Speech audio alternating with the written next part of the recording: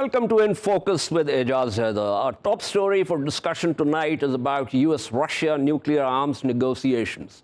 Let's dive right into it. The meeting in Vienna today and tomorrow between Special Presidential Envoy for Arms Control Marshal Belensky and his Russian counterpart, Deputy Foreign Minister Sergei Ryabkov, will discuss mutually agreed topics related to the future of arms control. The Trump administration has abandoned a number of key arms control pacts, most recently the Open Skies Treaty, in favor of seeking a third three-party agreement with Russia and China. The insistence on a trilateral agreement is widely seen as a way to scuttle New START, the nuclear reduction treaty between the US and Russia that is set to expire in February 2021. Beijing has dismissed calls to participate in trilateral talks. The 2018 nuclear posture review by the Trump administration has also become controversial for many aspects, including a throwback to the use of low-yield nuclear weapons, generally referred to as tactical nuclear weapons. The NPR talks of a flexible and tailored deterrence to meet diverse nature of threats, ranging from the possible use of sub-strategic nuclear capabilities being developed by the Russians and the Chinese in a regional conflict scenario, which the State Department document terms as significant non-nuclear strategic attacks. Are we back to Cold War rivalry, except this time in a three-actor play? Why does the US want to bring in China, and why has Beijing spurned the offer of a three-way dialogue? To discuss these and other questions, we are joined today by Dr. Petr Topychkanov, researcher, disarmament, arms control and non-proliferation program at the Stockholm International Peace Research Institute, and also Professor Michael Clarke, former Director General of the Royal United Services Institute and currently a visiting professor of Defense Studies at King's College London. Thank you to both the panelists. Let me begin with Professor Clarke here. Professor Clarke, what is happening? As I said in my opening, is this a throwback, but this time with a three-actor play? Yes, I think both Russia and the United States see that the expiration of the New START treaty in February next year is a big moment, because if that just goes out of the picture altogether, then there is no strategic arms control left. And if the Americans are very anxious to get China into a three-way dialogue, that's going to take some doing. But unless there is something there between America and Russia, then there's no chance of getting China into any sort of double bilateral dialogue or triple dialogue. And so although both sides in Vienna today are being very cautious about what they say, both sides, both the teams are just saying, well, we'll see where we go. The fact is that the two main protagonists, Mr. Billingsley and Ryabkov, Mr. Sergei Ryabkov, are going to be there for a couple of days, and then their teams will take over. So this is the beginning of what should be quite a long-running discussion about strategic arms control between the two. Okay, so there are two levels. There's the level of the Sherpas, of course, and where the technical issues lie. But then there's the broader strategic play, where you have the political principles. And I'm assuming that while the Sherpas are doing their technical work, ultimately the decisions will have to be taken at the level of the principles. Yes, of course. At some point, the principles will move into the process. If all goes the way arms control should go, the Sherpas, as you quite rightly say, will do their work over a series of months, and they'll get something ready that is a reasonable agreement or a treaty or a protocol or an accord, the best that they feel they can get, and then the principals will come in and, of course, take all the credit for it, and that's fine. But you have to have that stamp at the end, that political stamp of major leaders making a deal on this most important of all sorts of issues. So we'll see the leaders of the delegations leave Vienna in a couple of days. It will all go quiet. There won't be much news coming out of it. And then if they are successful, we'll hear about some sort of Washington, Moscow summit. One would guess before the presidential elections, which would then try to put a stamp on whatever they might have been able to agree on. Okay. I will return with a couple of more questions, Professor Clarke, so stay with me. But let me pull in Dr. Topychkanov here. Dr. Topychkanov, what is your reading of the situation? Do you fear sitting at SIPRI, where you take a very close look at these developments. There are a lot of hard work over many decades with reference to arms control might just be threatened with these new developments. Yes, it can. And it's already happened because the New START Treaty is only one agreement of the large architecture of nuclear arms control. And we could see that other elements of this architecture disappeared, including the INF Treaty and most recently the Open Sky Treaty. So from this point of view, it's not just a new development, it's a long-term erosion of the nuclear arms control. That is why it's so important to preserve the last one, because it may be developed and it may engage other countries as well, as rightly noted by the US side, that China should be engaged in some way. It's a big question, and we will discuss it. We can discuss it later. Okay. But what Go ahead. Please. Go ahead. Yeah, but my point is that this is a long-term process of erosion due to new developments, build up in new nuclear armed states, nuclear technologies developments, bringing strategic technologies, both nuclear and conventional, to the military balance between countries. So from this point of view, arms control has to be adopted to a new situation. And this is the reason of this crisis of arms control. So one of the things that I seem to think is, when I asked you about how this arms control architecture is going to be impacted, that while most of it was discriminatory in favor of the 5 original nuclear weapon states, and then of course we have Israel that's never declared, then we have India, Pakistan, and the rest of it, but overall, a certain norm seem to have developed over the years that those who do not have, and I'm not talking about North Korea, that's a different situation, but by and large, that this architecture based on the legal, the normative, and also the coercive is something that is important. Now, once this begins to unravel, if it does, then it's going to be a free-for-all. Yes, you are right. But the situation is that other world will not tolerate free hands of nuclear weapon states. And even before other countries realized growing risks related to the erosion of nuclear arms control. And that was the reason of the nuclear ban treaty.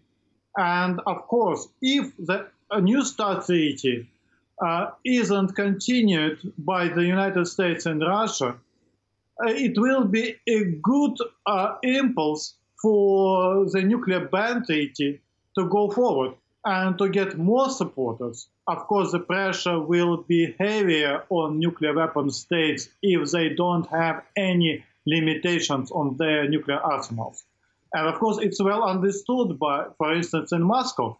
That is why the Russian side indicated that at the end of the last year that it's ready to extend the New START treaty without any preconditions. Okay. Stay with me, Dr. Topychkanov. Professor Clarke, as I said that Beijing has so far spurned this offer of a trilateral dialogue.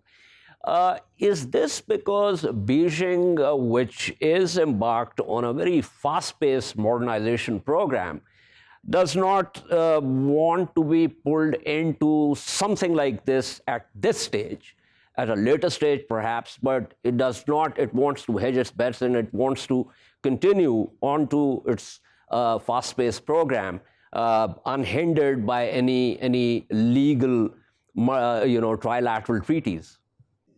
Yes, I'm sure that's correct. Beijing is in the relatively early stages of the nuclear program that we believe it wants to have. All of the intelligence information would indicate that Beijing presently has about 300 nuclear weapons. There has been some press comment in the last few months that they should treble their arsenal to about 1,000 weapons, which is an interesting development because, of course, America and Russia keep about 1,500 nuclear weapons under the New START treaty arrangement. So it is likely that Beijing will want to achieve a stockpile of, say, 1,200 or 1,500 nuclear weapons, and then it might be interested in coming into an arms control arrangement because, like America, like Russia, the Chinese know that if there is no arms control between the major powers, there is likely to be much more nuclear proliferation, amongst others, and not just nuclear proliferation, but proliferation in other sorts of weapons. You know, it so happens that nuclear weapons are so symbolic and so important that they sit at the top of the pyramid. And if there's an arms control agreement at that top of the pyramid, it tends to restrain what goes on underneath. But if there is no cap on that pyramid at all, then what goes on underneath, in a sense, is just the laws of the jungle. And I think the Chinese can see that as well as the Americans and the Russians, but they're not yet ready, and they may not be ready for some years yet, to come into a process. But I do believe that they will want to come into a process at some point in the future, and it's quite important that America and Russia, even though relations between them are not very good at the moment, they see the value of trying to keep a strategic nuclear process on the road, to keep it alive, because they will really need it in, let's say, 5 or 8 years' time. Absolutely, and I think you're right that Beijing would come into this. It's also in their favor and to their benefit, but they will want to negotiate from a position of strength and after reaching a certain level of technological development. But give me a sense of, before I let you go, Professor Clarke, give me a sense of when you talk about top of the pyramid. There are a number of other emerging technologies, especially in cyber, on the electromagnetic side, you know, what people call the algorithm or algorithmic war. There was a sense that perhaps at some point, most of the next generation transformational war will be fought with other types of weapons. In fact, you know, as you know, people have raised issues of, you know, the threshold problem and the rest of it, that in a no-contact war, perhaps states will get into a conflict easier than they normally would. But where do you see the future of the nuclear weapons, given these emerging technologies? The thing about nuclear weapons is that we all know what they can do. We've seen what they can do. Nobody's entirely certain what cyber weapons do, for instance, because they have different effects. Nobody's quite certain what biological weapons might do. Nobody's entirely certain how conventional weapons actually have an impact, depending on time and chance and where they're used. But we all know what nuclear weapons do. And that gives them a special, as it were, status within what I call this triangle of weapons. So we are moving to a world, of course, in which there are hypersonic weapons, which are missiles, air-breathing missiles generally, but some ballistic as well, which are so fast that you really can't defend against them. There is the possibility of cyber war. There is the possibility of all sorts of other new novel developments in genetic engineering and biosecurity weapons and so on. So there are lots of different ways of waging war. But it is still the case, in my view, that nuclear weapons occupy that peak of the pyramid. And the point is that when nuclear weapons are controlled, history shows that conventional weapons are more likely to be controlled. When we had a strong nuclear or anti-nuclear regime through the START talks, and we also then had intermediate nuclear force talks in Europe. We also had conventional talks on conventional forces in Europe, and we had other means of dealing with missile technologies. So there's a missile technology control regime. So when you can have nuclear arms control, other forms of arms control, both nuclear and non-nuclear, are more possible because nuclear weapons are both the most destructive weapons that we know of so far in human history, but also the most symbolically important. And we should be grateful, as I think you mentioned in your introduction, really, that nuclear weapons have been with us since 1945, and there are still only 9 nuclear weapon states out of 200 in the world. Only 9 of them are nuclear weapon states. We used to think, when I was a student back in the 1960s, we used to think that by now there'd be 40 or 50 states in the world with nuclear weapons. But there hasn't been. There's been very successful arms control, and we need to hold on to that. Absolutely. Thank you so much, Professor Michael Clarke, speaking with us. Let me hop back to Dr. Topychkanov. Doctor, so arms control has been by far fairly successful, I would say, even though some of the states stayed outside of at least the Non-Proliferation Treaty and also the CTBT and the rest of it. But give me a sense of, if we do a system-level analysis and if we look at this entire architecture as a closely knit sort of, system, then once one part of it begins to unravel, then do you think there's likelihood of a cascading effect, or do you think that, as Professor Clarke mentioned, that states realize that this is, while they will negotiate hard, they do realize that such a system is important? I think that there will not be any one-direction development in the case of the collapse of the New START. There will be different trends. Some of them will have impact on nuclear proliferation, and even it will provoke some nuclear weapon states to resume nuclear testing. This risk exists as well. But also, as I mentioned before, the pressure will grow on the nuclear weapon states, because as much as they develop nuclear weapons, as much as they test and plan using nuclear weapons in battlefield scenarios, as much understood by other countries the risks for the global security from these weapons and from the possessors of these weapons. So it means that there will be a mix of trends, positive and negative. But of course, and as nuclear arms control contributed a lot in the limitations and disarmament, and I could remind you that the number of nuclear weapons decreased significantly after the end of Cold War, mostly because of the bilateral US-Russian arms control treaties. It's a good instrument to have it. It's a good instrument to keep predictability, not only between Russia and the United States, but also with certain nuclear weapon states. Okay. Thank you so much. That was Petr Topychkanov from CIPRI speaking with us. We are now joined by Dr. Naeem Salik, a former brigadier in the Pakistan Army, who's also Director, Arms Control and Disarmament Affairs at the Strategic Plans Division. Thank you so much, Dr. Salik. We're talking about the talks that started today between the US and Russian delegations in Vienna about nuclear arms control. You have recently written extensively about the Nuclear Posture Review of 2018 also. And in fact, I have something written by you in front of me where you talk about the flexible and tailored deterrents to meet diverse nature of threats, ranging from the possible use of sub-strategic nuclear capabilities being developed by the Russians and the Chinese in a regional conflict scenario, which the State Department document terms as significant non-nuclear strategic attacks.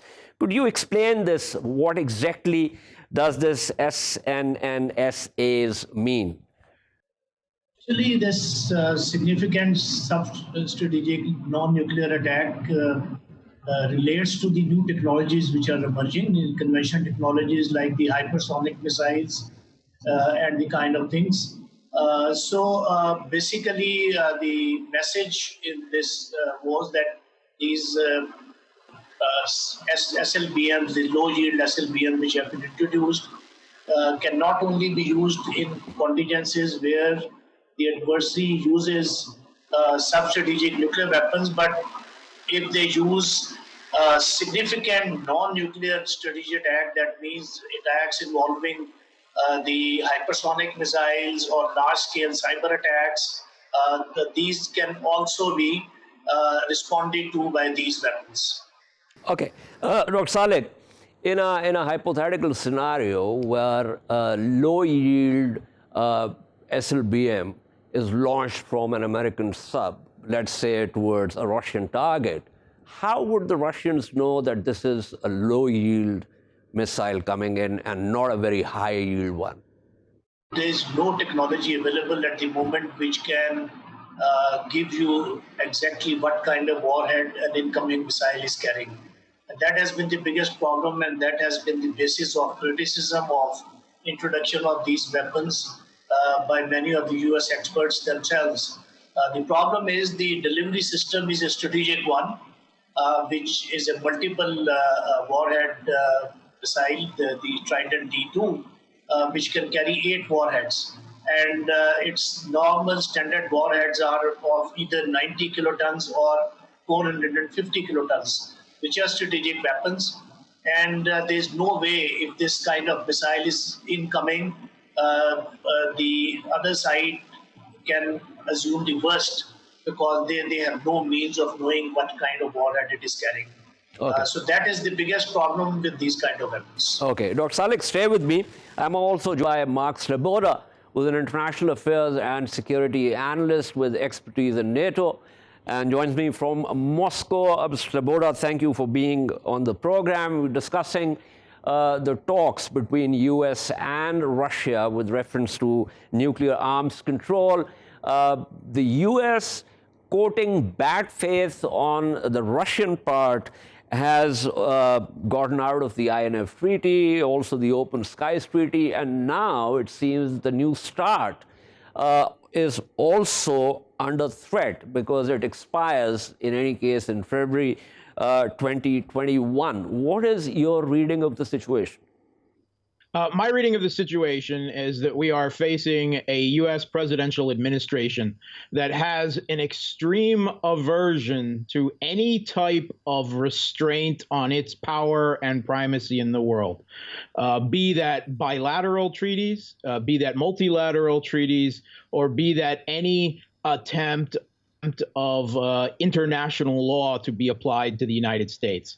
We've seen the Trump administration pull out of the Joint Comprehensive Plan of Action, which was guarantored by the UN Security Council, and including the previous U.S. administration. We've seen them pull unilaterally out of the Intermediate Range Nuclear Forces Treaty under the pretext of Russian violations. And the U.S. is already going ahead with the production and deployment of intermediate range ballistic missiles of a conventional variant, land-based, around China for what they see as an inevitable near-future conflict in the South China Sea or the Taiwan Straits, with China to close what they call a missile gap. We've also seen them pull out of the Open Skies Treaty. We've seen the Trump administration launch sanctions against the International Criminal Court and its prosecutors and judges when they dared suggest they might open an investigation into U.S. war crimes. Now we're seeing the almost certain expirement of the New START Treaty. The U.S. has already put forward kind of a poison pill to this, insisting that China be involved. And China has a nuclear arsenal which is 1/20th the fraction of either the United States or Russia. Well, many experts see this as a point. Yes, we discussed Chinese, rejection of the offer to join the trilateral dialogue, and before you joined me, and the consensus was that China at some point will, but not right now because it is embarked on a fast-paced modernization program, and it would come in to a trilateral sort of mechanism when it can negotiate from a position of strength. But Ms. Sleboda, let me, since we don't have an American on the panel, let me put the black hat on and say that the Americans have listed a number of reasons of what they say, in terms of open skies also, in terms of INF also, that the Russians were not allowing the same kind of, access to NATO member countries, which the NATO countries were giving to the Russians, for instance, in the case of open skies. Now, how does Moscow respond to these accusations?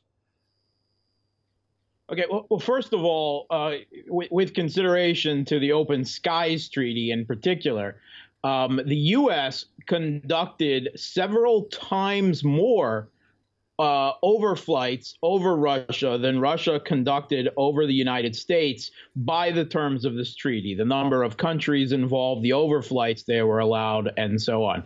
The U.S. used what would be considered a technical issue over the city of Kaliningrad, a Russian enclave city that's within Europe, kind of a holdover of the World War II, post World War II partition. And the Russian complaints that NATO planes, as part of the Open Skies Treaty, were flying extremely low over Kaliningrad, creating severe problems in that narrow corridor for air traffic. That issue was later resolved, right? The issue was a technical one. The EU says it was a technical one, EU countries. And this has to be brought up that the U.S. is claiming this. The U.S.'s NATO allies are not claiming this. They said that these were technical issues, that they could be and were resolved within the parameters of the treaty, and within the conflict resolution for that. It's the U.S. withdrawal is not backed up by any other NATO member. Okay.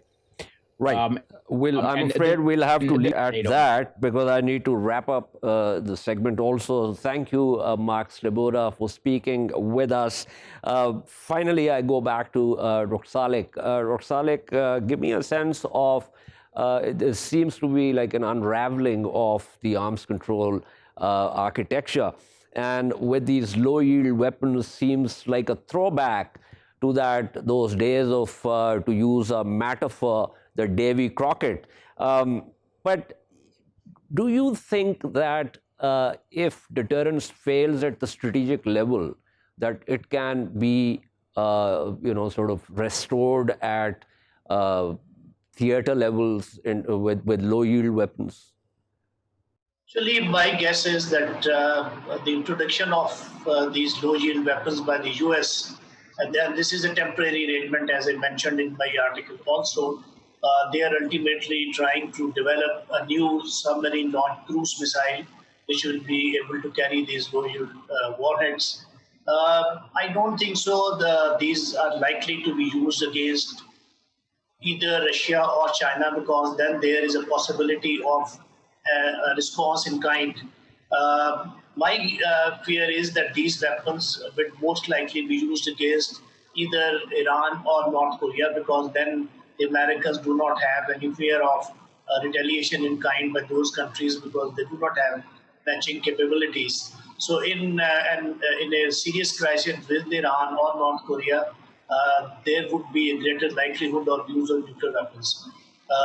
So it has nothing to do with the failure of deterrence at strategic level.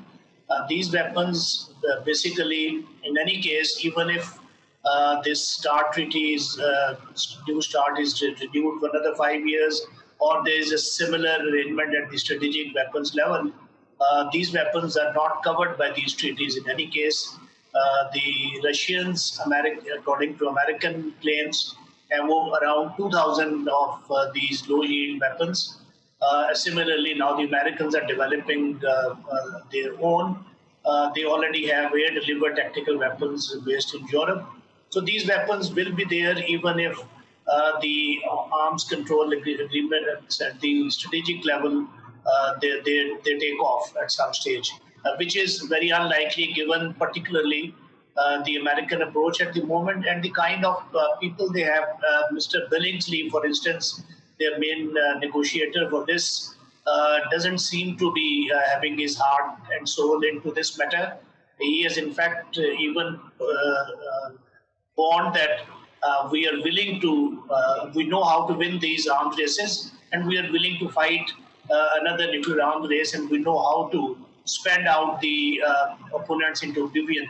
So if with this kind of an attitude, I don't see much progress going to be made in these negotiations. So you think that New START is likely to, when it expires in Feb 2021, that the US will let it just die? They may agree to extend it by 5 years. At the moment, they are trying to bargain hard to get concessions. First of all, they were attempting to rope in China. And the Chinese have always said that we will join these negotiations once your inventory of nuclear weapons comes closer to our inventory. And there is, as was mentioned by the Russian expert, also there's a big gap as of now. And then it is, in my opinion, hypocritical to ask Chinese to join in, and you are not asking France and Britain to join in these kind of talks. Particularly in case of France, there is hardly any difference in the size of nuclear arsenal of France and China at the moment. So why not France and why not Britain into these negotiations? So Americans are not mentioning their own allies, but they want to rope in China somehow. And this is a ploy basically to wriggle out of the talks at whatever stage, blaming China for the failure of these talks. Interesting insights. So much. That was Dr. Naeem Salik speaking with us. We shall take a short break and return to discuss the ongoing standoff between Chinese and Indian armies in eastern Ladakh, a territory, let's remember, occupied by India. Stay with us.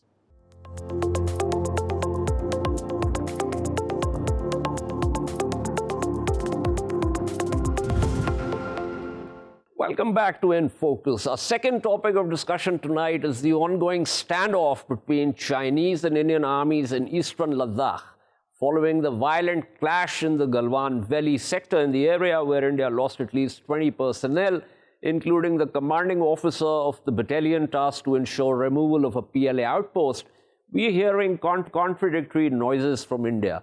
While the Indian Foreign Minister S. Jaishankar protested the ingress by PLA into what he said was Indian territory, Narendra Modi, the Prime Minister of India, in a televised address, denied any PLA presence on the Indian side of line of actual control. Meanwhile, Rajnath Singh, the Defense Minister, met with the military brass, and the reports on the meeting say the Indian military has been given a free hand to deal with the Chinese threat. Does India want to de-escalate or escalate? Statements from China indicate Beijing doesn't want a conflict, but if one were thrust on it, it won't shy away from it either. Let's get right down to a discussion of the situation. We are joined by Shaun, a writer and analyst from Beijing, and Rajiv Desai, analyst, writer, and political commentator from New Delhi. Let me begin with Mr. Desai. Mr. Desai, who should we believe, the foreign minister or the prime minister? Well, I'll tell you what, it is so confused right now. And you know, I wish that I could say that this confusion was deliberate, it's part of a tactical thing and so forth. But in my heart of hearts, I think this confusion is very real, because I don't think, well, the COVID crisis and now this are two very real crises that cannot be handled by media management and public relations. So this is calling for some hardcore strategic decisions. The Chinese, I mean, I'm not an advisor to anybody, but if I was in that kind of a position, I would probably think that the Chinese have sensed that there is a sort of a weakness in managerial and policy skills at the very top in Delhi. And so this lunge, parry, feint, thrust to see how far they can push.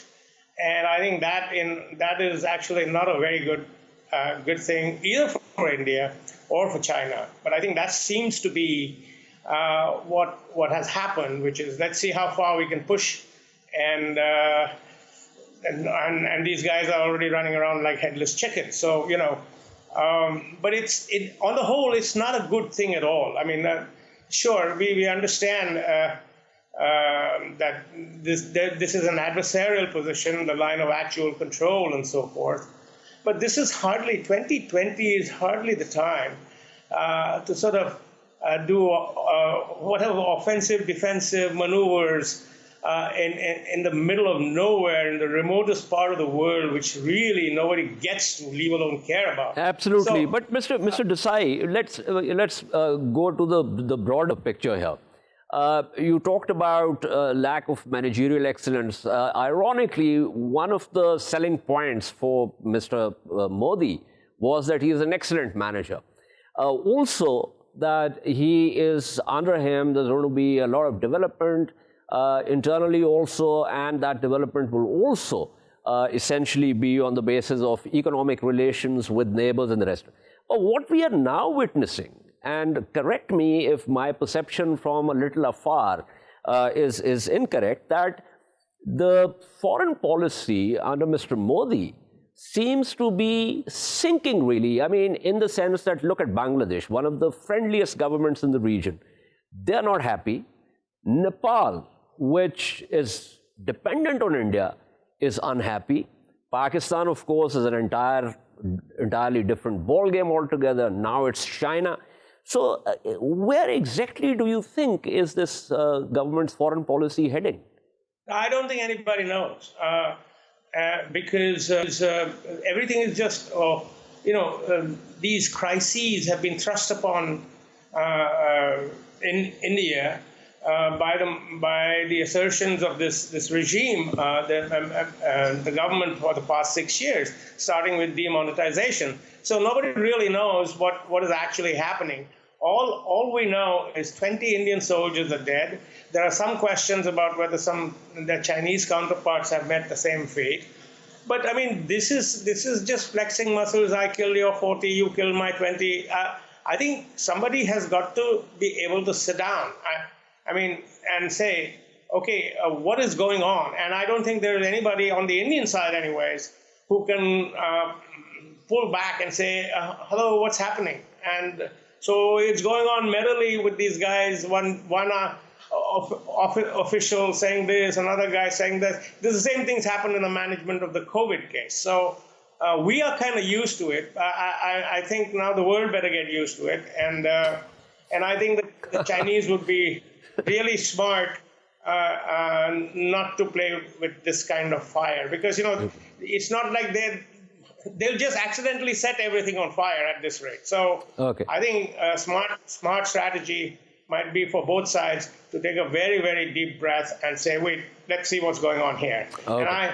And Stay with me, Mr. Desai. Let me pull in Shaun Rein here. Mr. Rein, what is your reading from Beijing? Well, it's always good to see you. Thank you for having me again. I think on the Chinese side, it's very clear they don't want to escalate the situation with India. I agree with your other guests that it just doesn't make any sense to have China-India tension right now. And when you look at it, the state-owned media is actually downplaying the tension. And they're saying that there was a scuffle, and at the senior level, they're working together to try to resolve it. When we speak with everyday Chinese, most of them have no idea that there's any tension going on between China and India. When we speak with elite Chinese, they want to be able to actually have better relations with India because they want to invest, like companies like Xiaomi, companies like Alibaba. And so the tension really doesn't make any sense. And the Chinese side feel that it's really being driven by Modi, who's trying to divert attention from the fact that 90,000 Indians have caught COVID in the last week, that India is probably going to be dealing with a 3 to 5% decrease in GDP this year, which is depression-like numbers. So China, I think, is being very responsible right now. I would recommend to President Xi that he pulls back and he says, we don't want tension with India. We want to maintain economic relations, but it's got to stop. So I think the Chinese are being quite responsible. Okay. Mr. Rein, you also did the China Market Group research, and you've also written about China's economic development. Now, roughly, I think the trade volume between China and India is about $68 billion, or perhaps a little more. And there were commitments on both sides to increase this volume and also to decrease the trade deficit that India has with China. Now, that seems to be a perfectly sensible way of going forward. But interestingly, when you talk about what Modi is doing because of his poor performance on the COVID issue, the Indian analysts and also certain US analysts are saying that China is provoking because President Xi Jinping has not really been able to perform well on the COVID front. Now, the same COVID is being played on both sides in a different way altogether. Yeah, that's absurd. A lot of Westerners are saying that China didn't do a good job in containing COVID. I've actually been in China for 23 years. I'm American originally, but the satisfaction rates towards President Xi is the highest level I've ever seen towards any Chinese president in the 23 years that I've been here. There's a lot of patriotism and pride amongst the Chinese population at how good a job President Xi and the Communist Party did in containing COVID.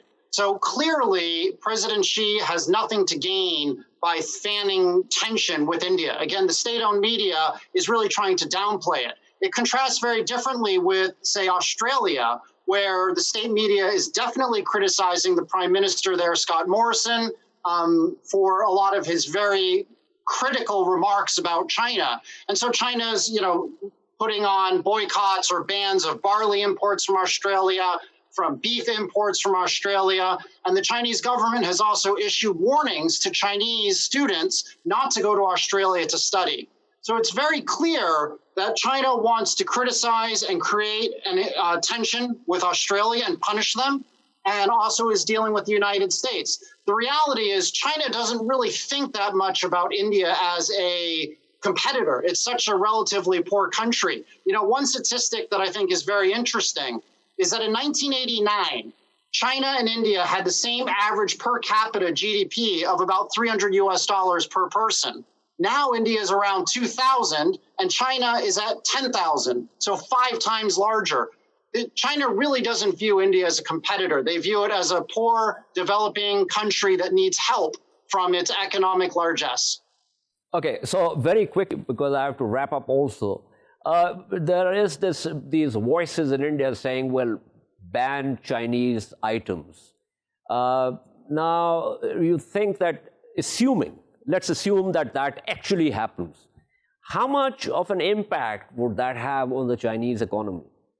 It's going to have a very small impact on the Chinese economy. India is not that important to China. The bigger impact is going to be on the tech sector in India, because the top investors right now are not coming from Silicon Valley in the United States. They're coming from Chinese companies like Alibaba, Tencent, JD, and the whole ecosystem of Chinese venture capital. So when you hear boycotts against Chinese goods, that's really kind of stupid, because it's going to be shooting India's economy in the foot, not China's. Okay, thank you so much. That was Shaun Rein speaking with us. Before I wrap up, let me quickly go back to Mr. Desai here.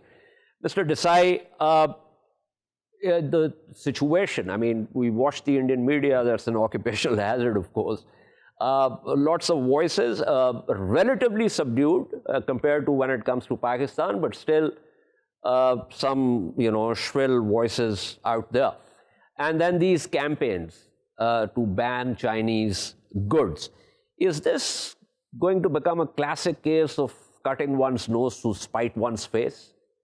I don't even think that can happen, because I don't think the current ruling dispensation and its supporters have the wherewithal to do that. I mean, just see how ridiculous it is. There's a guy out in Maharashtra who said that we should ban Chinese food in India. And I wanted to remind him that the food we call Chinese food in India is neither Chinese nor Indian. So that is true. I have no idea what they're talking about, honestly. And I think, yes, if they can ever get it together to organize an ongoing boycott and stuff like that, it might create a bit of a problem more for India than, as the gentleman said from Beijing, that India is a relatively small contributor to the Chinese GDP or trade figures. But whereas in India, the Chinese numbers are much larger, and so it would impact India a lot more, which is why I think that, patience, competence, calm, all of this stuff, which is very sadly lacking in the current dispensation, is very important to cool off the hotheads on both sides. Thank you, Mr. Rajiv Desai. It was a pleasure speaking with you. This is all from In Focus tonight. We shall see you tomorrow at the same time. Keep following our latest updates on social media at indus.news. Good night and goodbye.